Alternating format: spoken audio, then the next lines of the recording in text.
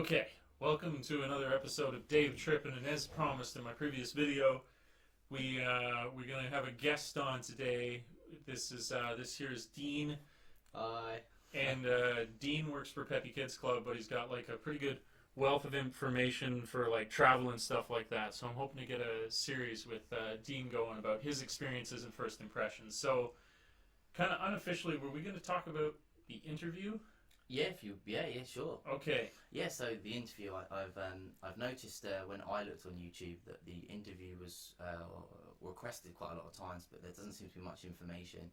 I'm from England, so my recruitment was potentially different from someone who's maybe from Canada or Australia, any kind of the US, any kind of North American, Australasia country. But I had to go to, I got an email, I had to do an online application. I got an email through from them the next day saying, we really like your application, Dean. Please, would you be able to come up to London and do an interview? Now, unlike Jet, I didn't have to go to the Japanese embassy or anything like that for my interview. I had to go to the company headquarters in the West End of London. You go in, obviously, like you say, you wear a full suit, it's an interview. You go in and you get told the interview is going to last about 2 hours. Now, when I was told that, I was like, wow, 2 hours, that's a long time for an interview. That's a long ass time, yeah. But it was good. You go in and you're greeted by two people. There was only two people in the office, and I believe they're both the UK recruiters for Peppy's. How many people were at the interview? Was it just you? Me. Just it was? Me. Well, I don't. Single person? I know at that point I was the only person that was coming that day. Oh, okay. I don't know if it was different.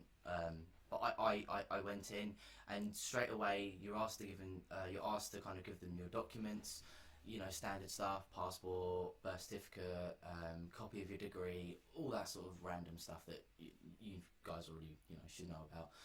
And then they sit you down, you take a 10-minute test. And when I say this test is basic, I'm not underestimating. It's really basic. It's really easy. It's like it's grammar test. Oh yeah. God, yeah. If you got a C at GCSE English or you passed English in high school or whatever, you'll do fine. If you can't do the test, if you fail the test, then you should perhaps maybe look for a different kind of career. I thought the same thing. They had a grammar test for the interact as well, but it was really just to be honest, stuff. Like it's an idiot test. It's to it root you out. It really if you really suck, but Yeah, no one's really gonna have any trouble. Yeah, absolutely.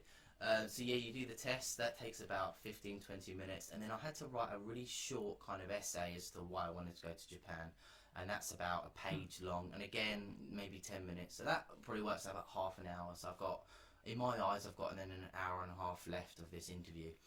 So I go in and I give them my test, and then another lady comes out, and she's like a really kindly old Japanese lady, and she's lovely.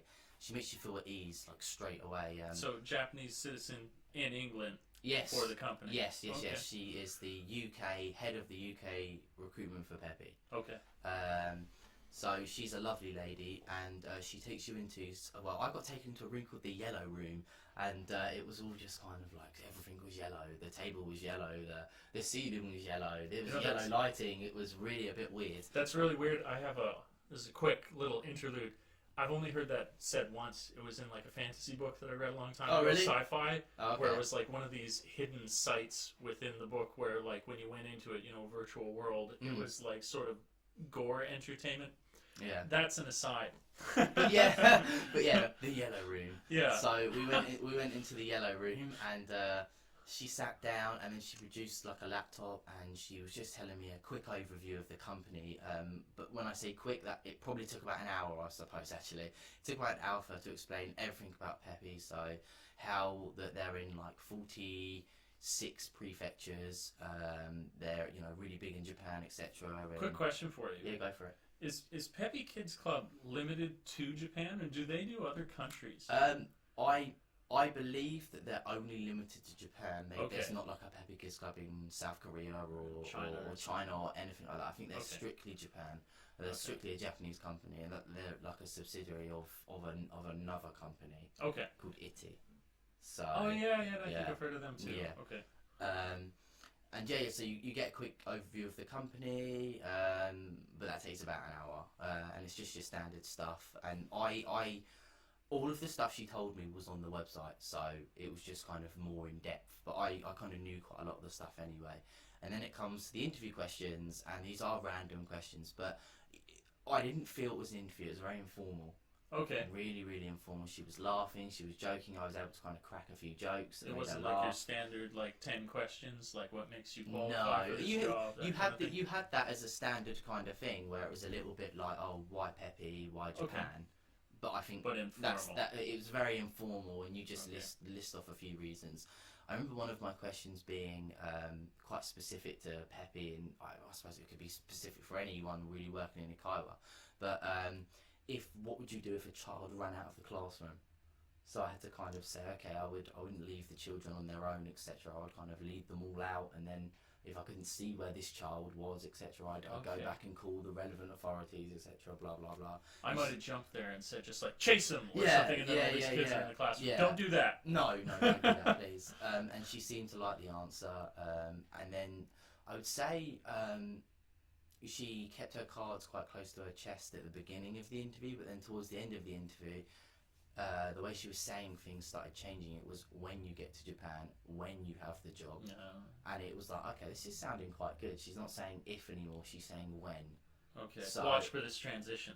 Absolutely, watch for this transition. You know you're doing well then. If she doesn't, don't worry about it. It doesn't mean that you've not passed, so don't worry. So yeah, the interview lasted again for about maybe an hour and a half. Obviously, I've massively skipped it down. And they were really happy with my interview. They just kept saying how good it was, and that was a real big confidence booster for me. Like I say, it was the only time I've ever gone for a job interview where I can't say I was nervous. They put you at ease. They really, really do. At least in the London branch, they really, really do put you at ease. And then I had to do my demonstration. And my demonstration, I was told I would have to do a demonstration of kind of fundamental basics within English. So your letters, your basic ABCs, your maybe animals and fruits.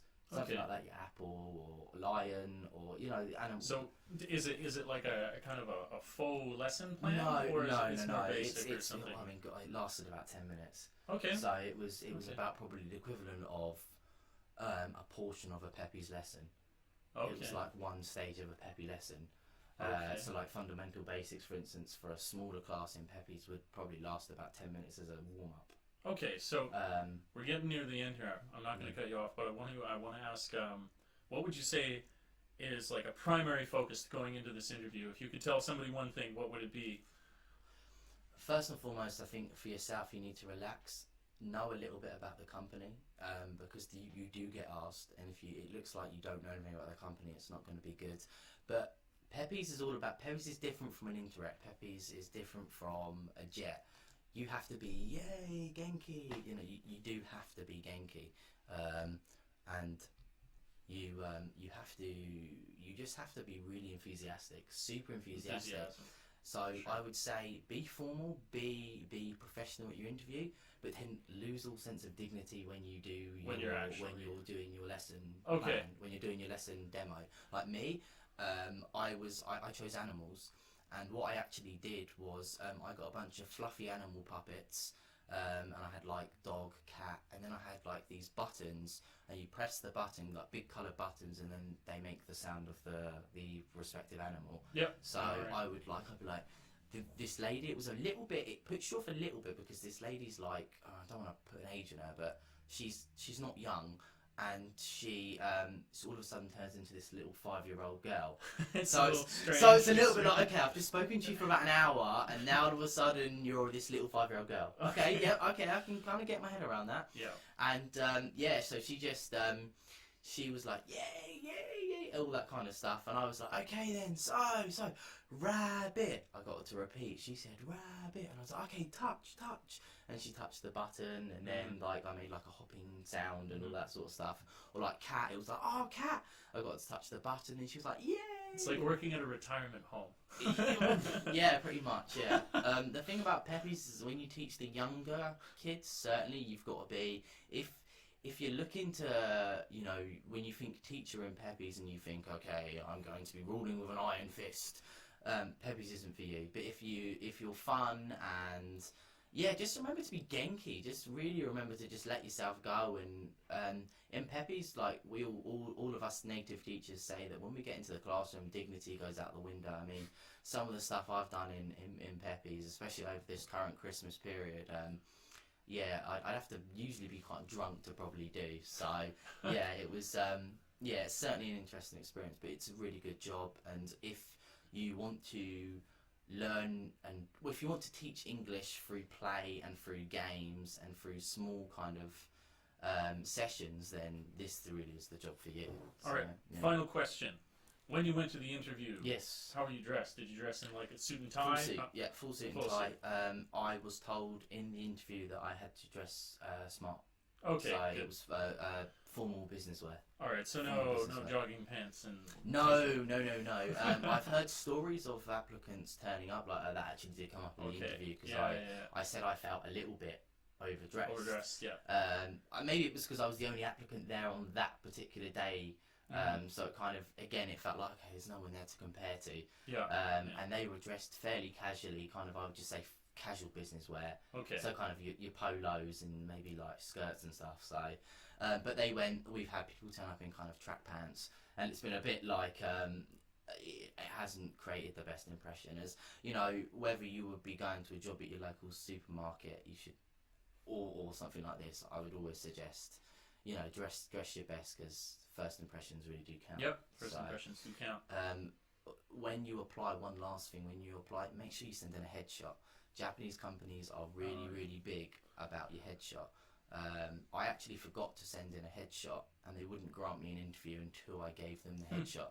Okay. So they wanted to see me. I think they wanted to see whether I would kind of come across as a bit scary to the kids, like or something. Face tattoos The or face something. tattoo, like, you know, Mike That's a bad Tyson. idea. Yeah, Mike Tyson style tattoo, or like a lumberjack beard, or something like that. So yeah, make sure that you. And I'm not talking selfie here, you know, with the, you know, duck face. I'm talking about, you know, just a professional headshot.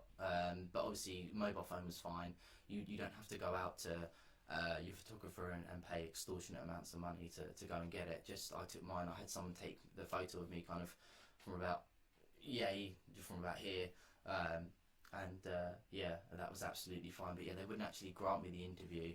They wouldn't set the interview date until I gave them the headshot. So that's one thing that I found through my experience of applying with Japanese companies, is that the headshot's really kind of big. Cool. So, yeah. All right, so that's it. There's going to be more interviews going on with Dean, because we're going to do like a whole first impression series. It's like, what is it, 4 weeks, or how long have you been here? I've been here for just over 5 now. 5 weeks, So- okay. And of course, within these first couple months, there's a lot of experiences in culture shock. So I'm going to be picking his brain about that. Absolutely. And yeah, so it should be kind of like a once weekly, twice weekly thing that we'll try and get it going for you guys. If you have any questions now directly for Peppy Kids Club, this is your man, because he's got the actual, you know, word on the street as to what it's actually like. So any questions, feel free to just make sure you email Dave, and I will try my best to get back to you. And also, you know, if you know anyone who's interested in Peppy or Japan in general, you know, just tell them to give the page a follow, and you know, so it helped me out. So just do that. Just do it. All right, so like I like to say, thanks for tripping with Dave, and we'll catch you later. Ciao for now.